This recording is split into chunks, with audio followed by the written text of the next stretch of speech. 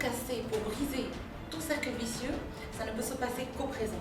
N'oublions pas que les émotions et même les pensées négatives sont là pour nous pousser à agir face à une situation qui ne nous convient pas. Pour se concentrer ou pour se focaliser, il faut simplement arrêter d'être distrait. Madame Iman Hadouche, bonjour. Bonjour, merci pour l'invitation. Je vous remercie. Quelles sont les différentes raisons qui peuvent expliquer un manque de concentration en entreprise? Alors pour les raisons, on va dire que globalement, ça tombe sous 3 catégories. On a d'abord deux facteurs, le facteur interne et le facteur externe. Ensuite, on a les limites humaines de tout un chacun, de tout être humain. Les limites humaines, on commence par ça parce que c'est simple, tout le monde connaît ça. C'est soit le stress, soit un hygiène de vie qui n'est pas correct. Bien sûr, quand on n'a pas eu des nuits de sommeil réparateur, on manque de concentration. Quand on ne mange pas bien, on est fatigué et c'est normal et après on manque de concentration. Là, c'est les limites humaines, physiques, on va dire, très terre à terre, très réalistes. Maintenant, restent les deux facteurs qui sont les facteurs internes et externes. Externe, c'est tout ce qui concerne l'environnement direct. Ça peut être, bien sûr, les notifications, les 50 ou 500 notifications sur la tablette, sur le téléphone portable, sur le PC lui-même. Donc les emails reçus, bien sûr, on a récemment introduit des notifications qu'on n'avait pas avant, des messages courts, de la messagerie courte, on appelle ça les SMS, et d'autres systèmes. Et donc on est constamment interrompu par ces bruits-là de fond, on ne peut pas se concentrer. Il y a aussi l'environnement physique. Quand je dis l'environnement physique, c'est la nature du matériel qu'on a, bien sûr. Quand il y a une défaillance dans un matériel, on manque de concentration. Un bourrage dans une imprimante, ça peut perturber une matinée de travail. L'environnement relationnel aussi. Quand on a des gens qu'on appelle fréquemment les interrupteurs. On a ce genre de personnalité dans les entreprises. Ce sont des personnes qui ne prennent pas en considération votre besoin d'avoir un espace vital et personnel, qui sont là à taper pour une pause café, pour une pause cigarette pour les fumeurs, ou juste pour demander un service.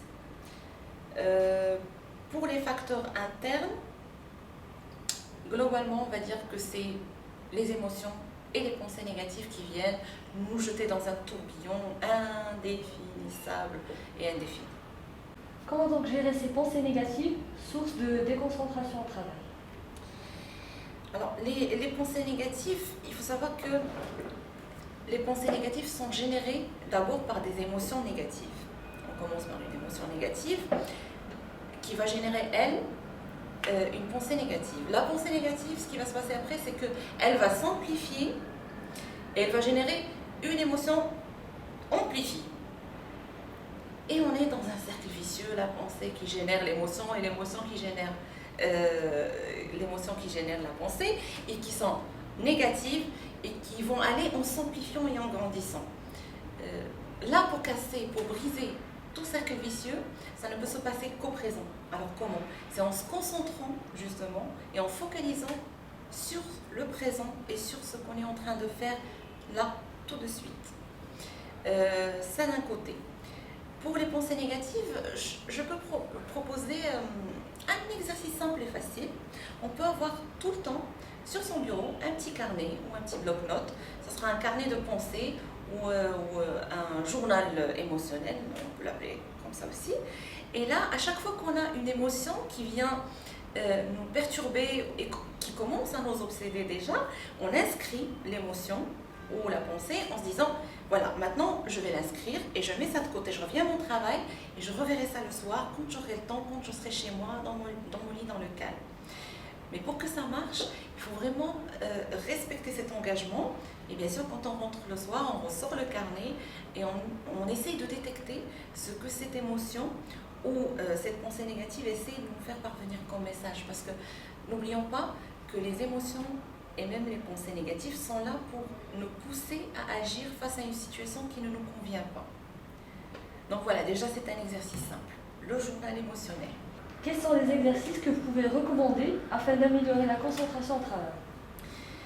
Alors il y a d'abord les méthodes qui ont toujours été efficaces, qui ont toujours été recommandées dans ce sens-là.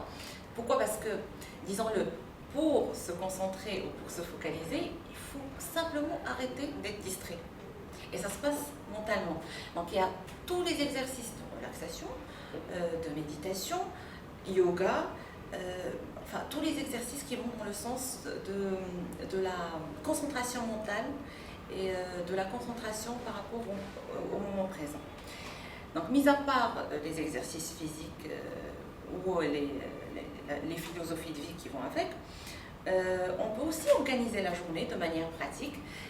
Prendre une feuille tout simplement, par exemple une feuille A4, très simple, on va mettre 5 colonnes, urgent, important, délégué, programmé, archivé. Donc dans une journée, on ne peut faire que ça. Et donc, on met une colonne urgent, une colonne pour les choses très importantes à faire, les choses qu'on peut déléguer. Il ne faut pas non plus s'encombrer avec des tâches que d'autres pourront faire. Programmer les choses qu'on peut organiser pour le lendemain ou dans une semaine, les programmer. Pourquoi s'encombrer de penser à ça toute la journée? Ou archiver quelque chose qui ne me sert à rien, que je ne peux pas déléguer, que je ne peux pas programmer, qui n'est pas importante, qui n'est pas urgente. Pourquoi s'encombrer? Donc archiver, oublier, carrément.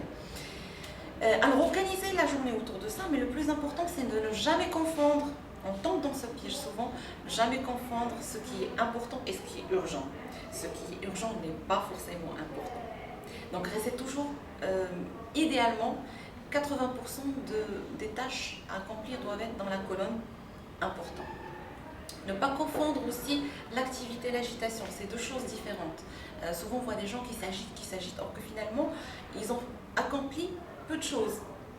Tout le monde a connu cette scène où l'on rentre dans son bureau pour organiser le bureau et puis 4 heures après on a tout fait, on a envoyé un mail, on a vérifié sa messagerie, on a passé un coup de fil et qu'on n'a pas réglé le problème pour lequel on était arrivé dans le bureau, c'est-à-dire ranger le bureau. Tout le monde a connu ça plus ou moins. Ça c'est la distraction, ça c'est le manque de concentration. Alors ce que je peux conseiller aussi et recommander, c'est d'avoir un mode de vie sain. Il n'y a pas de secret finalement. On dit qu'un esprit sain est dans un corps sain.